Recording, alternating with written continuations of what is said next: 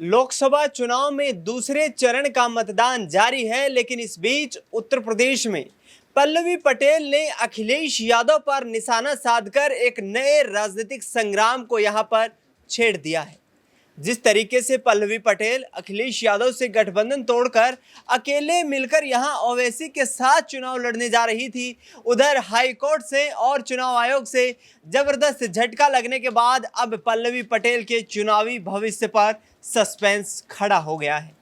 पल्लवी पटेल चाहती थी कि अपना दल कमेरावादी के बैनर तले इतनी सियासी जो पूरी रणनीति उसको तैयार किया जाए, जिसके आधार पर लोकसभा के चुनाव में उनका संसद भवन पहुंचने तक का दरवाजा साफ हो सके। लेकिन चुनाव आयोग ने जो फटकार लगाई है, उसके बाद अब पल्लवी पटेल के लिए चुनौतियां इस कदर आ खड़ी हुई हैं, क्योंकि समाजवादी पार्टी से पहले ही गठबंधन टूट चुका था और ओवैसी ने चुनाव चिन्ह देने पर साफ इनकार कर दिया है। ऐसे में पल्लवी पटेल क्या फिर से अखिलेश यादव के साथ जाएंगी? और यदि अखिलेश यादव के साथ जाना है तो उनके ऊपर जुबानी तीर क्यों छोड़ रही हैं? इन तमाम मुद्दों पर चर्चा करेंगे। न्यूज रूम में इस वक्त मेरी मौजूदगी है, मेरे वरिष्ठ सहयोगी अमन जी मेरे साथ मौजूद हैं। अमन जी, जिस तरीके से ओवैसी के साथ गठबंधन टूटता है, चुनाव चिन्ह देने से मना कर देते हैं, लेकिन दूसरी तरफ पल्लवी पटेल कहती हैं कि अखिलेश यादव कन्नौज से चुनाव क्यों लड़ रहे हैं, वाराणसी से चुनाव लड़ना चाहिए।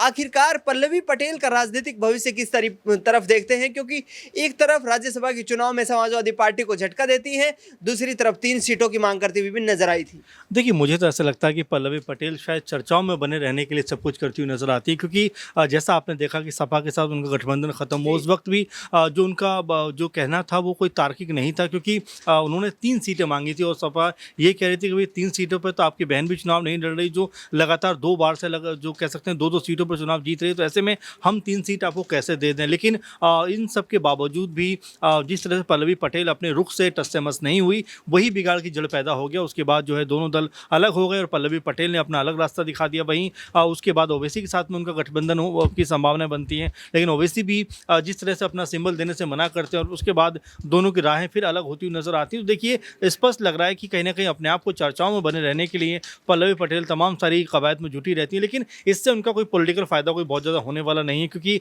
कई सीटों पर चुनाव में उतरने की, अपने प्रत्याशी उतारने की बात करती हैं। ऐसे में उनके पास सिंबल तक का भी नहीं है, तो किस तरह से उतारेंगे, कौन कौन नाम होंगे, कौन चेहरे होंगे, और बड़ी कह सकते हैं कि अभी लंबी जद्दोजहद उनको करनी है। लेकिन फिलहाल अगर देखें तो पूरे के पूरे माहौल में पल्लवी पटेल बहुत ज़्यादा कंफ्यूज नजर आई हैं, पूरी तरह से पशुपेश में पड़ी हुई नजर आई हैं। और ऐसे में जब उनसे ओवैसी का साथ भी खत्म होता हुआ दिखाई पड़ रहा, तो आप ये मानकर चलिए कि उनकी जो राजनीतिक स्थिति है कोई बहुत ज़्यादा मजबूत होती हुई दिखाई नहीं पड़ रही है, बल्कि पहले से भी और अधिक कमज़ोर लग रही है। बिल्कुल, पल्लवी पटेल कमजोर नजर आ रहे हैं, लेकिन जिस तरीके से अखिलेश यादव ने कन्नौज से लोकसभा चुनाव लड़ने का फैसला किया है, ऐसे में प्रधानमंत्री के खिलाफ चुनाव लड़ने की उनको एक तरीके से नसीहत देती नजर आ रही हैं। तो क्या बीजेपी में शामिल होने के कोई संकेत दिए जा रहे हैं पल्लवी पटेल की तरफ से? देखिए, बिल्कुल, और जब उनके हाथ में कुछ लग नहीं रहा है, यहाँ से भी गई वहाँ से भी गई, तब उनको लग रहा है कि अंतिम सहारा कहीं ना कहीं एनडीए में जाना ही होगा। लेकिन देखिए, एनडीए में तो फिलहाल पूरी की पूरी कह सकते हैं कि जो बिसात है वो बीत चुकी है। तमाम सारे जो दल साथ में थे, चाहे ओपी राजभर हो, जयंत चौधरी हो या फिर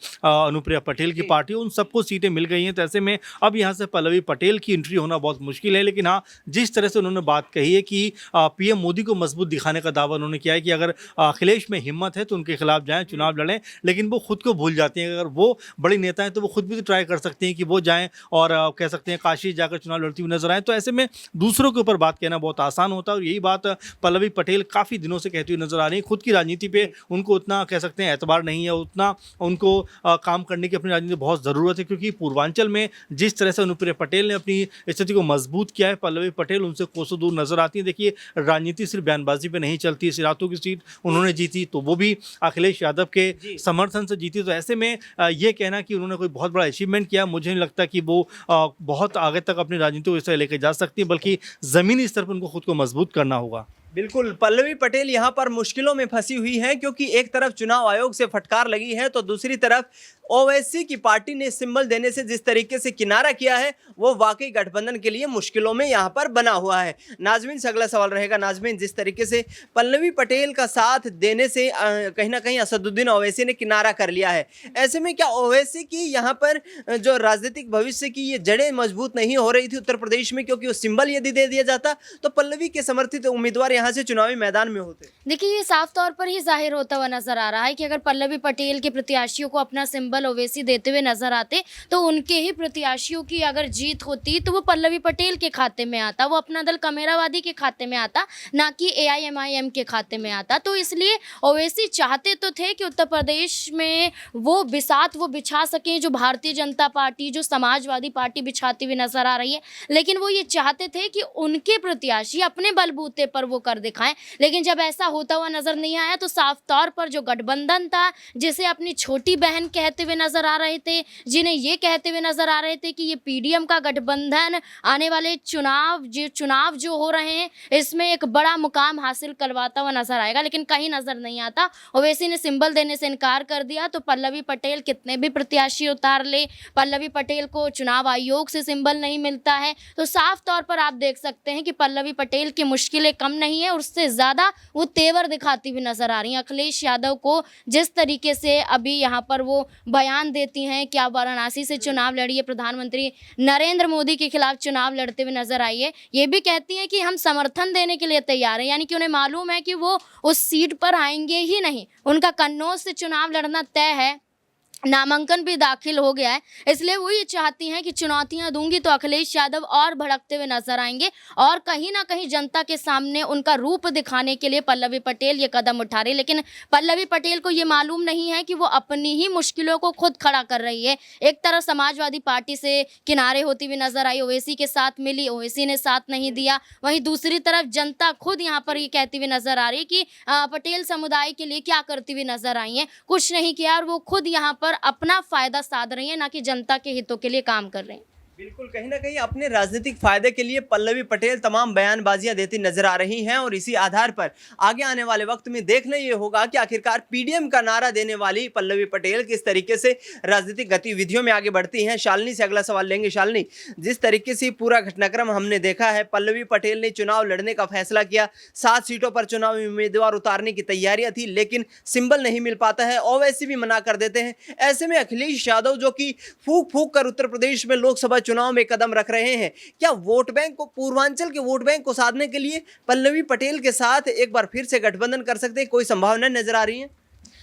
देखिए दिनेश, जिस प्रकार से अभी पल्लवी पटेल की स्थिति चल रही है, उस प्रकार से अगर हम पल्लवी पटेल को की बात करें तो पल्लवी पटेल को समाजवादी पार्टी में चले जाना चाहिए, क्योंकि जिस तरीके से पल्लवी पटेल ने अखिलेश यादव को आंख दिखाकर उनसे वो अलग हुई थी, तो कहीं ना कहीं पल्लवी पटेल की जो मुश्किलें हैं वो तो अब बढ़ चुकी हैं। लेकिन वहीं बात करें अगर अखिलेश यादव की, तो जिस तरीके से अभी पल्लवी पटेल की हालत है, तो अखिलेश को पल्लवी का साथ दे देना चाहिए। और ऐसा कहा जा सकता है कि अगर अखिलेश यादव फूलपुर की सीट अगर पल्लवी पटेल को सौंप देते हैं तो कहीं ना कहीं पल्लवी पटेल वहाँ से जीत हासिल कर सकती है। हाँ, ये कह सकते हैं कि उनके पिताजी वहाँ से चुनाव लड़े थे लेकिन वो जीत हासिल नहीं कर पाए, लेकिन फिर भी अगर पल्लवी पटेल को वहां से सीट मिलती है, क्योंकि अभी उनके हाथ में कुछ भी नहीं है, चुनाव चिन्ह तक नहीं है, तो सीट की बात तो बहुत दूर रही।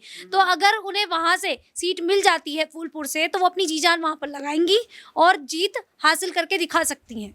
बिल्कुल, पल्लवी पटेल को यदि फूलपुर की सीट मिलती है तो ऐसे में वहां से चुनाव लड़ने की और जीत दर्ज करने की संभावना यहां से बढ़ती हुई नजर आ सकती हैं। अब देखना ये होगा कि अखिलेश यादव जो कि 2024 की राजनीति में इस तरीके से तमाम सियासी समीकरण साधकर राजनीति कर रहे हैं, क्या पल्लवी पटेल को एक बार झटका देने के बाद फिर से अपने गठबंधन में शामिल करेंगे। फिलहाल न्यूज रूम से इस खास कार्यक्रम में इतना ही। देश दुनिया की तमाम बड़ी खबरों के लिए आप देखते रहिए SPN 9 न्यूज।